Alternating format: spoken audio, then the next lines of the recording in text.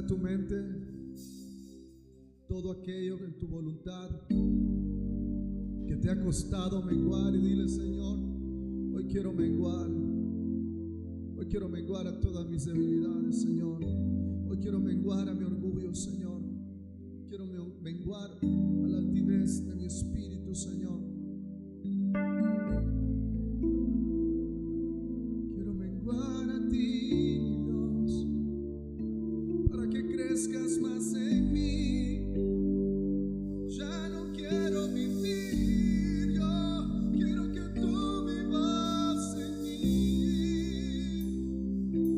Quebranta hoy mi corazón, quebranta hoy mis pensamientos, quebranta hoy mi razón. Yo quiero que vivas en mí, mi Dios.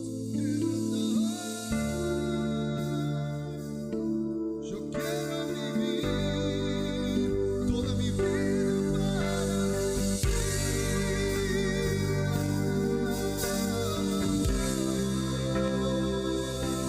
Quebranta mi corazón, quebranta mi vida, te entrego mi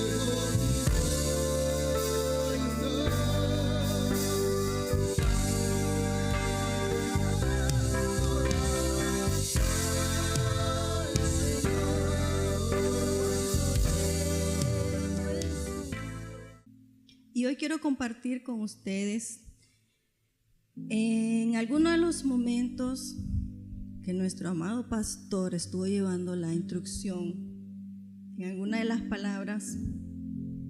De pronto yo estaba ahí donde está mi cuñada Esther, y de pronto se vino, cuando él dijo algo, se vino a mi mente y se impregnó tanto esta palabra que hoy vamos a ver de qué se trata. Herencia forzosa. No creerán el final. Algo como de asombro. No creerán el final. Y para eso quiero que me acompañen en Romanos 5:12. ¿Qué dice? Por tanto, miren y lean muy bien esa frase. Por tanto, de la manera que el pecado entró en el mundo por un hombre, y por el pecado de la muerte, y la muerte así pasó a todos los hombres, en aquel en quien todos pecaron. ¿Y de qué se trata ese pecado? Vamos a Génesis 3:6. Y dice así: y vio la mujer que el árbol era bueno para comer, y que era agradable a los ojos, y árbol codiciable para alcanzar, ¿qué? La sabiduría. ¿Qué es lo que hizo la mujer? Y tomó de su fruto y comió, y dio también a su marido, el cual comió así como ella. Basado en lo que hemos leído, en lo que hemos visto y en lo que hemos escuchado y analizado, esta es la conclusión y la decisión que se toma. El Tribunal de Juicio número 1 del circuito terrenal del Huerto del Edén dicta sentencia número 1 conforme a las provisiones del Código Oral, presidido por el Eterno. Dicta lo siguiente. Primero, queda demostrado que el acusado obedeció a la voz de su mujer, en este caso Adán, y comió del árbol que se le mandó no comiera de él. Segundo, queda demostrado que la acusada, en este caso Eva, vio que el árbol era bueno para comerlo. Tercero, dicho delito requiere cumplir las penas accesorias. ¿Cuáles son estas penas accesorias? Vamos a leer Génesis 3:16. A la mujer dijo: multiplicaré en gran manera los dolores de tu preñeces, con dolor darás a luz tus hijos, y tu deseo será para tu marido, y él se enseñoreará de ti. Génesis 3:17. Y al hombre dijo: por cuanto obedeciste a la voz de tu mujer y comiste del árbol que te mandé diciendo: no comerás de él, maldita será la tierra por tu causa, con dolor comerás de ella todos los días de tu vida. 3. Génesis 3:18. Espinos y cardos te producirá y comerás plantas del campo. 4. Génesis 3:19. Con el sudor de tu rostro comerás el pan, hasta que vuelvas a la tierra, porque de ella fuiste tomado, pues polvo eres y al polvo volverás. ¿Qué son esas 4 citas que leímos de recorrido? Prácticamente es la sentencia que el Eterno le dio a los 2 comparecientes, a los 2 acusados. Ya con esto no tendríamos necesidad de seguir predicando. ¿Por qué? Porque ya está dictado lo que el Eterno dijo. Ya está sellado. Cuando un juez dicta una sentencia, puede ser revocada. Cuando suena ese instrumento que le es dado para dictar sentencia, esto es la paga de su delito, de su desobediencia. Esta es la paga. ¿Sí o no? Ya no tendríamos necesidad de seguir predicando, ni enseñando, ni nada. Pero me llama la atención en Romanos 5:12, donde dice por tanto, y este por tanto se usa para conectar los fundamentos de un argumento, es decir, el final o el fallo de una sentencia. Queda claro que Romanos 5:12 lo que está dictando es una sentencia. No hay forma de revocarlo. Muy bien. Aparte de la sentencia, el Señor prácticamente le dice a los 2 comparecientes: y no solo ustedes tendrán la marca de esta sentencia, sino que generaciones, su descendencia, generaciones de generaciones, perpetuamente, o sea, eternamente. Una herencia. ¿Y qué son las herencias? La palabra herencia viene del latín aherentia, que significa lo que está adherido o lo que permanece unido. Esta palabra evolucionó para designar la transición de bienes, la transición de derechos, la transición de rasgos, los cuales pueden ser morales, genéticos y culturales, de una generación a otra. Algo que se adhiere o permanece en los descendientes. Entonces, ¿qué ocurrió realmente en Génesis 3:6? Número 1, el primer pecado. Número 2, la entrada de la muerte al mundo. Número 3, la herencia. Y esta es la más importante y la que resalta de todo. La herencia de una naturaleza pecaminosa y sus consecuencias, incluida la muerte. Herencia. Aunque usted y yo no querramos, voluntaria o involuntariamente, aceptando o no aceptando, tenemos esta herencia. Desde que nacemos es una herencia prácticamente a la fuerza, y es una herencia legítima que es lo que más a mí me impresiona. Porque dice que las herencias forzosas son una normativa legal que se reserva, en donde se reserva una porción de la herencia de una persona hacia familiares directos o cercanos, como hijos, cónyuges y padres. Esta porción llamada legítima protege a los herederos. Y escuche bien esta palabra, garantizando que se reciba dicha porción.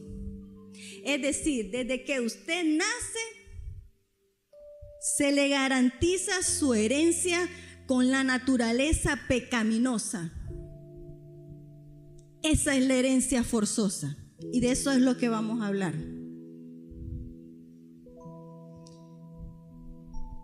Y para que veamos en la antigüedad o en tiempos antiguos cómo se puede cambiar una ley, cómo se puede revocar. Anteriormente dijimos que cuando un juez dicta una sentencia es irrevocable, se tiene que cumplir tal cual, letra por letra, número por número, sin faltar alguna. Entonces, cuenta la historia de una joven hermosa, hermosísima, que participó en los primeros concursos de belleza, donde se iba a elegir a una reina. Y esta reina no iba a ser cualquier reina, sino que iba a garantizar la perpetuidad, el legado de un rey famoso en los tiempos del rey Asuero. Ya saben de quién voy a hablar. Entonces se cuenta que esta joven, bella, hermosa, muy bien criada, muy bien educada por su primo llamado Mardoqueo, excelente en su forma de comportarse y todo. Cuenta la historia que fue seleccionada de todas las bellezas que habían, porque no crean que el concurso era que ya salió porque sí, no, concursó también con otras bellezas, casi como un certamen de Miss Reina o algo así. Entonces, ¿qué sucedió? No sorteramente, sino que Esther fue elegida como reina para el rey Asuero. El rey Asuero tenía 127 provincias a cargo, un hombre sumamente empoderado, sumamente rico, con una influencia increíble.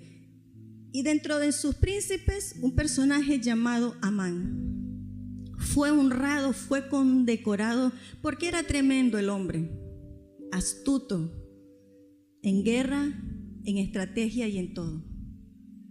Cuenta la historia que el hombre, al ser honrado, todo el palacio le tenía que rendir honor, pleitesía. Pero Mardoqueo era un personaje bien relajado, con mucha identidad. Y entonces todos le decían, todos los cortesanos del palacio le decían: Mardoqueo, ¿por qué? No tengo necesidad. Yo sé a quién sirvo. Entonces este Amán se molesta por la actitud de Mardoqueo y trama una sentencia de muerte, porque él por ahí le llegó un correo, le llegó un email de qué descendencia era Mardoqueo, y resulta ser que era judío. Eso le molestó grandemente a este personaje. Entonces, rápidamente vamos a ir al libro de Esther, porque quiero leer literal cuál era esa sentencia de muerte. Y dijo Amán al rey Asuero: hay un pueblo esparcido y distribuido entre todo el pueblo, en todas las provincias de tu reino, y sus leyes son diferentes de las de todo el pueblo, y no guardan las leyes del rey. y al rey nada le beneficia el dejarlos vivos. Si place al rey, decrete que sean destruidos, y yo pesaré 10,000 talentos de plata a los que manejan la hacienda, para que sean traídos a los tesoros del rey. Entonces el rey quitó el anillo de su mano y lo dio a Amán, hijo de Hamedata, Agageo, enemigo de los judíos, y le dijo: la plata que ofreces sea para ti, asimismo el pueblo, para que hagas de él lo que bien te parece.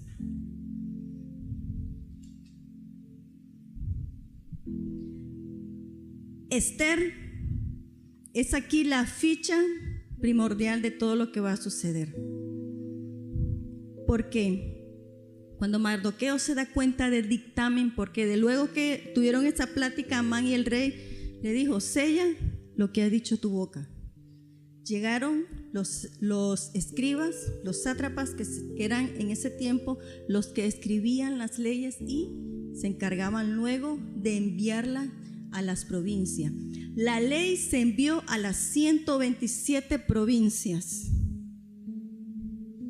Y la historia nos está contando que el pueblo del Señor fue comprado por 10,000 talentos de plata. Preste la atención, porque al final vamos a ver ese detalle muy importante. Fue comprado. Está la sentencia. Se enviaron. Mardoqueo, cuando se da cuenta, dice que rasga su vestidura y se entristece. Llora amargamente. Igual en las 127 provincias que estaba esparcido el pueblo, llanto y luto, lamento, lloro, vestimentas de cilicio y sentado en ceniza. Un lamento por la destrucción, porque no había otra salida. Y detalle muy importante: cuando el rey Asuero le da a Amán su anillo, esa sentencia que es sellada, que es marcada por el anillo del rey, es muy importante porque no puede ser destruida, tiene que ser cumplida. Por eso en los 127 provincias el pueblo judío lloraba, se lamentaba por la noticia, por la sentencia de muerte, porque iban a ser destruidos sí o sí. Se da cuenta, se le informa a la reina Esther del hecho, y ella dice: bueno, ¿qué vamos a hacer? Mardoqueo le dice: tienes que presentar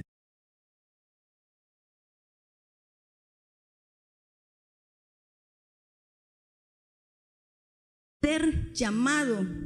Prácticamente es una sentencia de muerte también. Miren las sentencias de muerte por todos lados. Entonces le dice, pero bueno, le dice Mardoqueo: si tú no tomas la decisión de ser la pieza importante, porque ¿sabes qué? No estás en el reino porque sí, porque es el mismísimo Señor que te ha llevado ahí con un propósito.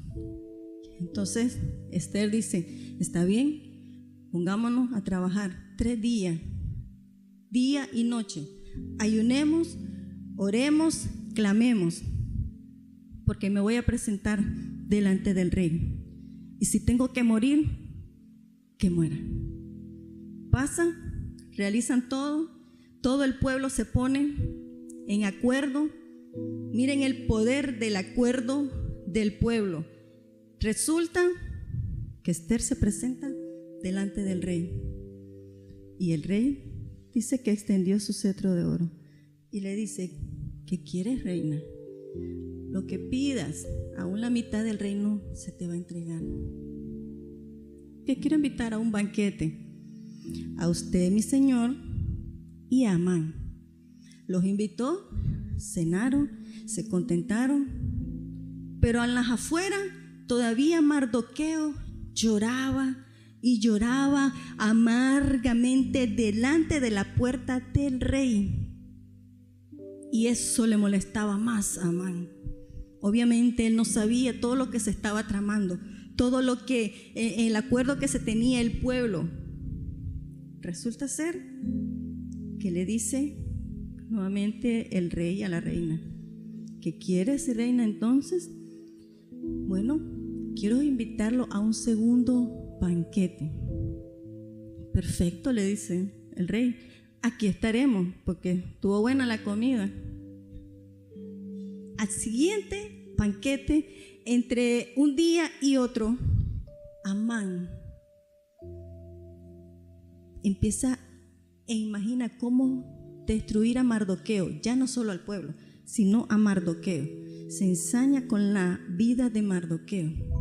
Dice: ¿cómo puedo hacer para eliminar a esta persona que me limita, me drena la fuerza, me cae mal, no lo soporto? Y sale y salta a la esposa de Amán y le dice: prepara una horca y pídele al rey que lo cuelguen. Bien pensado, le dice. Cuando Amán se presenta al patio del rey, le dice uno de sus cortesanos: rey, Amán está allá, quiere que pase, hazlo pasar. Y entonces, pero antes de eso, luego del banquete que le estaba contando, dice que el rey se le quitó el sueño. Uno de los primeros episodios de insomnio en la Biblia. Se le quitó el sueño al rey. Entonces dice el rey: bueno, ya que estoy despierto, no voy a perder el tiempo. Cortesano, quiero que me traiga el libro de las memorias. Mire qué importante. Sucede que anteriormente Mardoqueo hizo una gran hazaña salvando la vida del rey, porque 2 eunucos querían terminar con la vida del rey. Y Mardoqueo informó a la reina Esther y fue sentenciado los 2 eunucos, salvando la vida del rey. Entonces, en el libro de las memorias, estaba leyendo el cortesano y dice, menciona el suceso de Mardoqueo. Entonces dice el rey, solo me acuerdo de David cuando dice que se había quedado en la casa de Saúl para él honrar. Y entonces dice el rey, a ver, acuérdenme, se honró esta hazaña de Mardoqueo.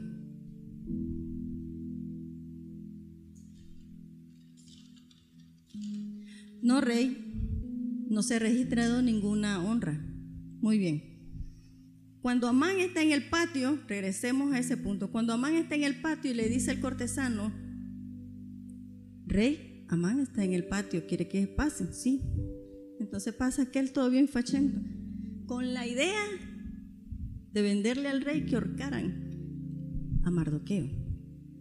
Le dice el rey, Amán, ya que estás aquí, fíjate que he pensado en honrar a un gran hombre tremendo que realizó y que ha realizado muchas hazañas, pero ha resaltado una dentro de las memorias del libro y yo quiero honrarlo.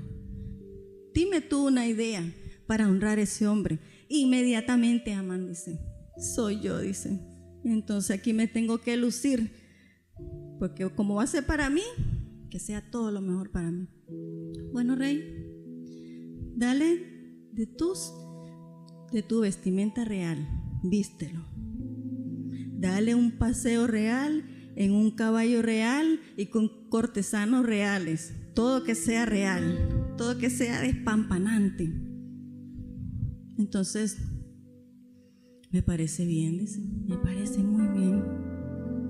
Bueno, le dicen, ya que vos me diste la idea, vos vas a cumplir esta misión.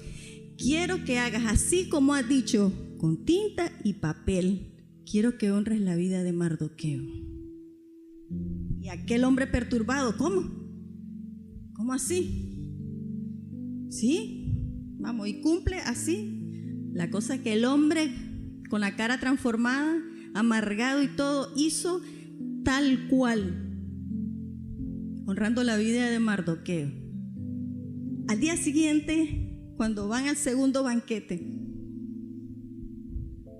Todos están alegres, hay tacos mexicanos, hay pupusas, indio viejo, todo grandioso, todo alonica.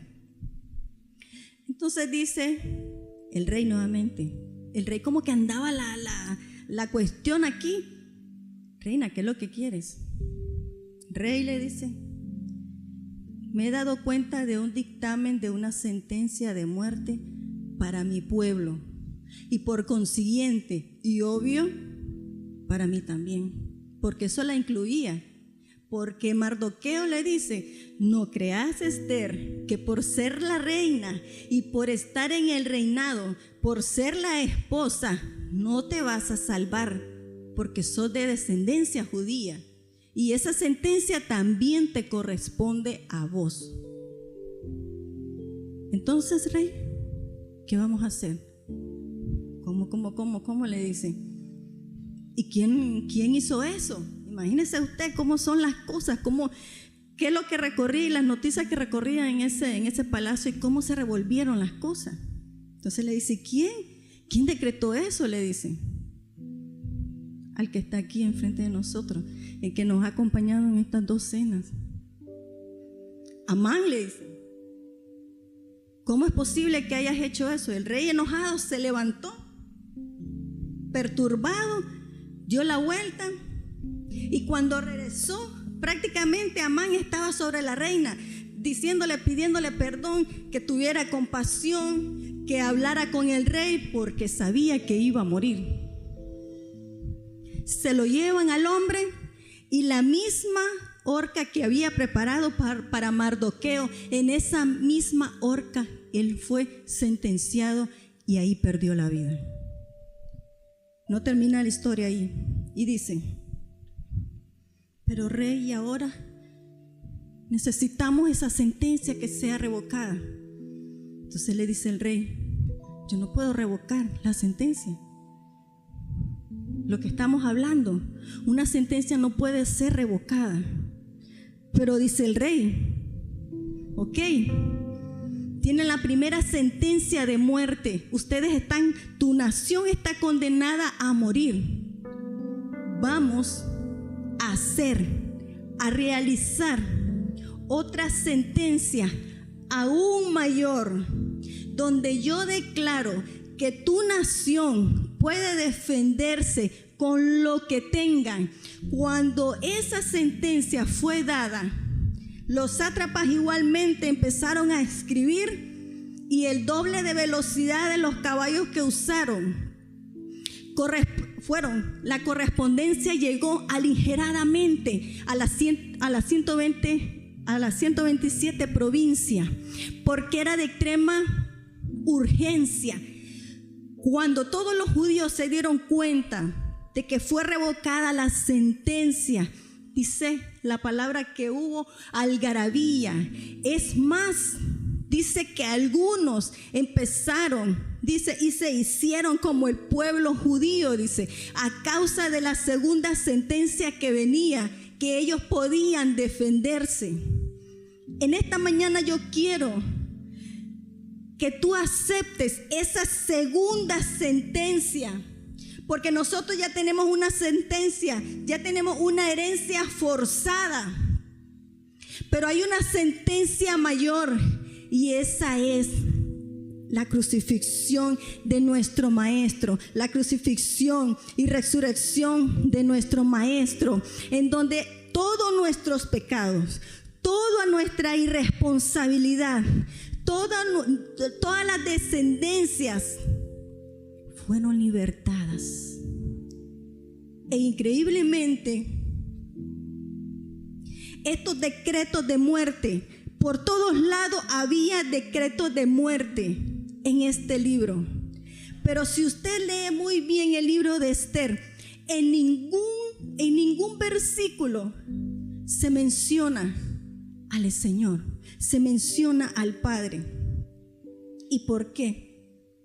Solo se mencionan 2 cosas que voy a resaltar: los 10,000 talentos de plata. Solo estaba prácticamente en el libro de Esther, todo está codificado en números. El número 10,000 en hebreo es Rebabá. Representa la cifra más alta en multitud innumerable. Dice que es una deuda impagable, inmensidad, y se le vincula con la misericordia y la bendición. Y curiosamente, la horca que fue preparado para Mardoqueo dice que tenía una altura de 50. Y 50 en hebreo significa Yovel, significa carnero. Y de este carnero se utiliza su cuerno, famosamente llamado shofar. ¿Para qué se usaba el shofar? Para marcar el inicio de un año de restauración social y económica. Este era un recordatorio de la liberación de Israel de la esclavitud de Egipto, es decir, libertad y renovación. Esa es la segunda sentencia que el Señor marcó en la cruz del Calvario cuando el Maestro fue resucitado, porque dice Colosenses 2:14, porque en la cruz del Calvario fueron expuestas toda la iniquidad, todo el dolor, todo el pecado, todas las transgresiones fueron exhibidas en la cruz del Calvario. Y esa es la mayor sentencia que nosotros tenemos, la sentencia de Cristo, porque dice la palabra: si por un hombre la muerte, la desobediencia entró, asimismo por un hombre, por su obediencia, por su justicia, por su gracia, por el regalo del Señor como un don irrevocable también, asimismo entró la vida, igualmente las consecuencias de la vida, porque dice el Señor: la sentencia que hoy marco para ustedes es sentencia de vida y vida en abundancia. Es libertad completa de tu dolor, es libertad completa de tu enfermedad, es libertad completa de todas las transgresiones. Tenemos muy claro la herencia forzosa que tenemos, pero más claro debemos de tener las promesas del Señor sobre nuestra vida, porque dice que fuimos hechos para buenas obras. En esta primera historia estamos viendo cómo la humanidad puede darle rienda suelta ¿a esa qué? A esa naturaleza pecaminosa. Pero el Señor dice: yo tengo pensamientos de bien para ustedes. Y como yo tengo pensamientos de bien, ustedes han sido creados a mi imagen y a mi semejanza. Por eso el Señor, otra sentencia que tiene para nosotros es que Él no nos va a dejar. Muchos posiblemente conozcan las 4 letras sagradas del Eterno, llamada tetragramatón, famosamente pronunciada como Yud, Hei, Bab, Hei. ¿Ok? Quiero que miren muy bien. En el hebreo se lee de derecha a izquierda, a diferencia de nosotros. Entonces quiero que vean y visualicen cada letra. ¿Ok? La Yud, la Hei, Bab, Hei. ¿Lo tienen identificado? ¿Lo tienen visualizado? ¿Por qué el Señor ha marcado una sentencia, como lo dice en Isaías 41:10? Nunca te dejaré, nunca te voy a desamparar, porque yo te sostengo con la diestra de mi justicia. Es decir, el Señor nos hace injusto a nosotros. Por justicia nosotros recibimos salvación. Por justicia nosotros recibimos el perdón de pecado. Por justicia nosotros somos salvos, somos sanos. Y todas las promesas, porque las promesas, toda la sentencia que el Señor tiene, esa sentencia que es mayor que la primera, toda esa lista es grande. Porque los pensamientos del Señor son grandes, son innumerables. Esos 10,000 talentos que Amán pagó por el pueblo para echar suerte, aquello que el enemigo ha pagado por tu vida para echar suerte, el Señor lo está revocando a favor tuyo, porque dice la palabra que para los que lo amamos, todo, bueno según nosotros, malo según nosotros, toda nuestra vida, todo lo que ha ocurrido hasta el día de hoy en nuestra vida, por muy malo que sea, nos ha acercado increíblemente al propósito del Señor, aunque usted no lo crea, como de Ripley, aunque usted no lo crea. Y déjeme decirle que el Señor nunca, pero nunca, usted puede sentirse solo, pero no está solo, tiene al Señor. Usted se puede sentir abandonado, pero no está abandonado, porque el Señor está en usted. ¿Y sabe por qué está en usted? Porque usted, cuando se pone de pie, el Señor no mira una criatura, mira su misma esencia en su creación. La Yud, si nosotros ubicamos las letras del Eterno en forma vertical, usted va a ver cómo formamos la figura humana. Entonces el Señor nunca, pero nunca lo puede dejar, porque nosotros está impregnado desde nuestra cabeza, nuestros brazos, la columna donde somos sostenidos energéticamente, y nuestras piernas donde vamos y compartimos la semilla, la palabra de salvación. Eso es lo que nos hace libre. Eso es lo que nosotros debemos de conocer el día de hoy. Que hay una sentencia de muerte, sí. Que hay una sentencia muchas veces de preocupación, sí. Y una historia actual. Mi amado, si me puede acompañar con el piano, porque me llama mucho y me impresionó esta historia que la estuve leyendo esta semana. Y créanme, hermanos, y mis amados, que estoy acá inspirada por esta mujer, una mujer llamada Dorothy. Esta mujer,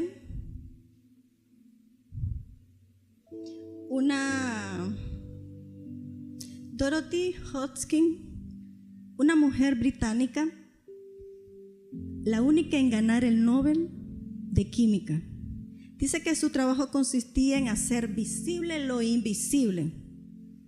Se especializó en cristalografía de rayos X. Es una técnica tan compleja que en pocas palabras, o en palabras sencillas, era como intentar adivinar la estructura interna de un edificio mirando solo las sombras que se proyectaban en el suelo.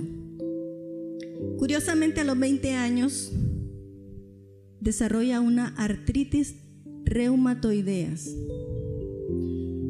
Para aquellos que somos médicos, para aquellos que somos pacientes, sabemos de lo que se trata. Es una inflamación severa de las articulaciones. Y las articulaciones el Señor las dio y las puso en nuestro cuerpo precisamente para que tuviéramos movilidad.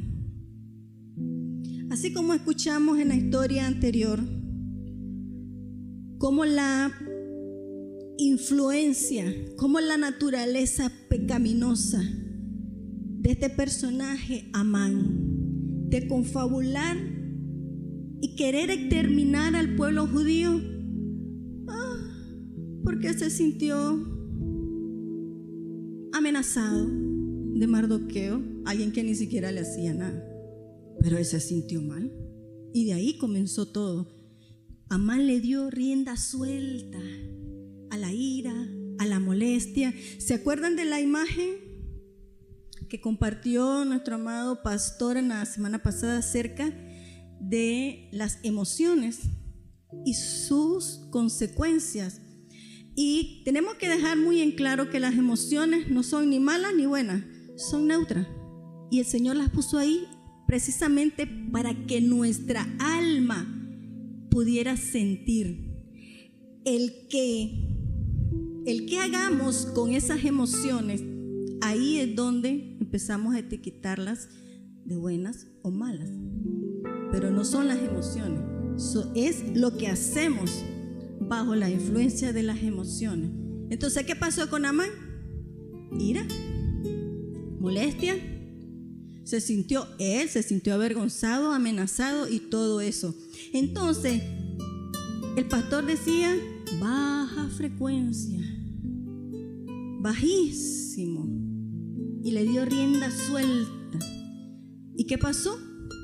Esa rienda suelta pagó las consecuencias y terminó en lo que él había confabulado para el pueblo judío. Así terminó, porque no pudo frenarse, porque no pudo trabajar sus emociones. La palabra dice en la tercera epístola de Juan 1:2, dice: amados, yo deseo, este es mi deseo. Y mire qué increíble que los 10,000 talentos que son de plata, la plata está vinculado al deseo y al anhelo. Entonces estaba codificado en los 10,000 talentos que estaba pagando Amán para terminar con el pueblo. Estaba codificado ahí el anhelo del Señor de salvarlo y de liberarlo. O sea, los 10,000 talentos que para Amán pensaba que iba a terminar, el Señor lo ocupó para liberación y para restauración del pueblo. ¿Y qué pasó con esta mujer? Dorothy, con sus manos. Imagínese usted, un médico, un doctor, estos especialistas. Ella trabajaba con sus manos, esas eran sus herramientas. Y la mujer, cuando empezó a desarrollar esa artritis, sus manos se estaban prácticamente enconchando así. Y entonces los amigos, los colegas le decían: pero Dorothy, ya no puedes hacer las mediciones, porque eran mediciones exactas. O sea, lo que ella hacía era medir en cantidad, en proporciones y en distancias las moléculas y los átomos de una sustancia. Entonces la mujer tenía que trabajar en un laboratorio, y ustedes saben que es trabajar en un laboratorio y trabajar con cosas que son milimétricas, que tienen que ser perfectas. Pero la mujer decía: yo no voy a hacerle caso, me duele, sí, me duele, pero yo tengo un propósito mayor y voy a hacer lo que yo ya decidí y estoy empeñada a hacer. ¿Qué sucedió en 1900? ¿Qué sucedió en 1945? La mujer descubre los átomos de la penicilina. En plena posguerra descubrió su estructura molecular. Esto permitió a la farmacéutica fabricarlas en masas, transformando un milagro escaso en un medicamento que salvó millones de vidas. Posiblemente usted haya escuchado la historia de alguien que en ese momento salvó su vida, la penicilina. Pero no se quedó ahí la mujer, sino que avanzó en su informe, avanzó en su investigación, llegando a 1956, donde descubre molecularmente la vitamina B12. Mapeó una estructura de 180 átomos sin ordenadores modernos. Imagínese usted, qué tremenda la mujer, qué inteligencia, qué sagacidad. Esa mujer estaba empeñada en lograr hacer lo que en su ser ya estaba designado.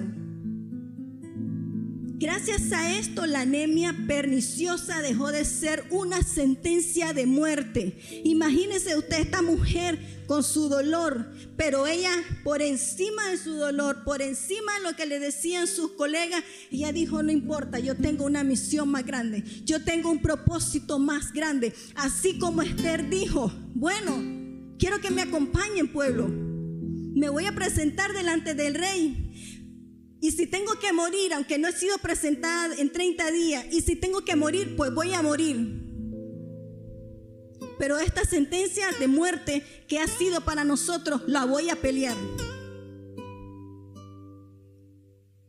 Y siguió la mujer hasta 1969, descubriendo lo último, lo que desde mucho tiempo, 35 años peleó por la insulina. 35 años en descifrarla desde 1934, empeñada, ya con sus manos rígidas, trabajó hasta encontrar la posición exacta de cada átomo. Esto abrió paso a la insulina sintética, que hoy muchos pacientes la consumen para poder maniobrar su vida. Todas aquellas personas que tienen problemas de diabetes. Y quiero ser muy enfática en esto, porque esto se lo enseño mucho a mis pacientes, principalmente cuando he tenido pacientes con diabetes, porque llegan y me dicen: doctora, es que soy diabético, y entonces empiezo a tener estos síntomas. Un momentito, le digo, un momentito, no vuelva a decir que usted es diabético. Usted tiene que cambiar su lenguaje. Una cosa es ser diabético, condenado a muerte, y otra cosa es que usted tiene problemas de diabetes, con las cuales usted hace ciertas actividades para poder llevar su vida de la forma más normal. Por favor, no vuelva a decir: yo soy diabético, porque ¿sabe qué? El yo soy es esto. ¿Qué fue lo que le dijo a Moisés? Cuando vaya delante de aquellos, ¿qué le voy a decir? ¿Quién me envía? Dígale: yo soy. Porque yo soy es el nombre creativo del Padre, es el nombre creativo del Eterno. Cada vez que usted dice: yo soy miserable, la miseria lo va a seguir. Cada vez que usted dice: yo soy pobre, la pobreza lo va a seguir. Pero cuando usted dice: yo soy sano, los ángeles del Señor bajan y tienen que crear ese milagro sí o sí, porque ese milagro ya estuvo en la sentencia que marcó y consumió el Mesías. Una sentencia mayor es la que nos persigue todos los días de nuestra vida. Todos los días, aunque usted no lo quiera, aunque usted no lo crea, aunque usted no lo acepte, el Señor dice que nos van a seguir las misericordias del Señor hasta alcanzarnos, y dice que su bendición es por 1000 generaciones, que su bendición es una tras otra, es más, la bendición del Señor, porque dice la palabra que donde hay mucho pecado, que donde hay mucha muerte, sobreabunda, dice, sobreabunda la gracia, sobreabunda la resurrección, sobreabunda la sanidad. Y ese es el Dios en el que yo creo, ese es el Padre en el que yo creo, que yo no tengo las cosas porque yo soy buena, porque soy inteligente, no, sino es por su gracia.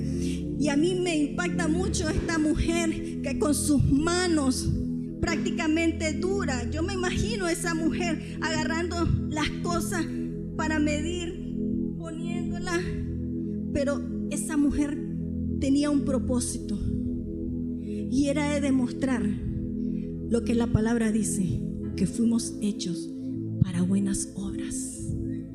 Todo es que nos demos la oportunidad de trabajar nuestra alma, porque dice, y termino el versículo, Amado, yo anhelo, yo deseo que ustedes sean prosperados en la mitad.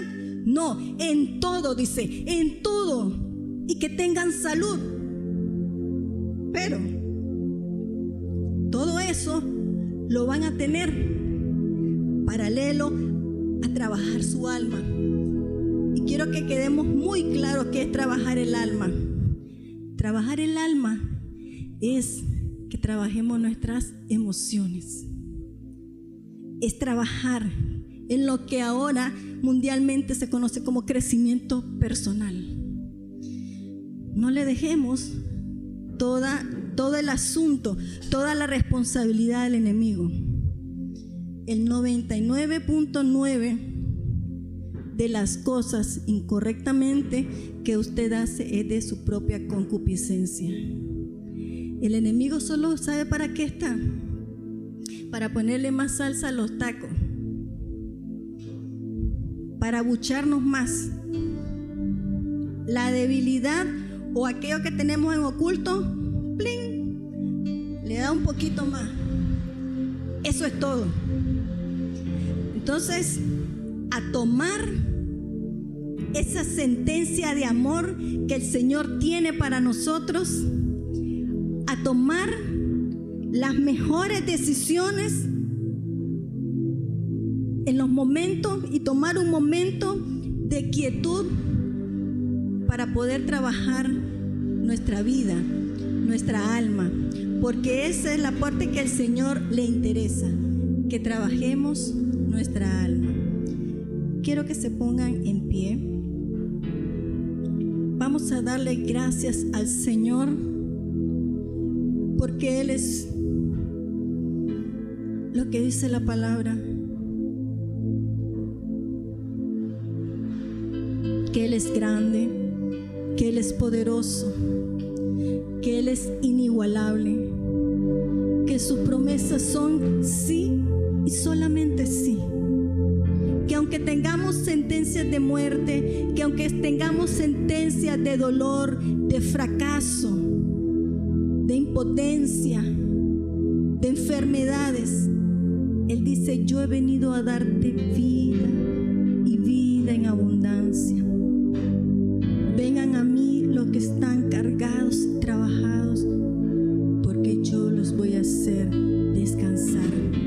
Y hoy podemos decir, Señor, que ya no somos esclavos ni del temor ni del dolor, que ellos ya no son nuestros jueces, que ellos ya no le pertenecemos a la desgracia, no le pertenecemos al dolor, no le pertenecemos a la impotencia, no le pertenecemos a la enfermedad, sino, Señor, como dice tu palabra, que el que se une a ti, Señor, el que se adhiere a ti, Señor, uno es con usted y uno somos, Señor, porque usted no abandona la obra de sus manos, Señor, y nosotros, Padre, somos esa obra perfecta, Señor, porque tu palabra dice que fuimos hechos para hacer buenas obras y también para recibir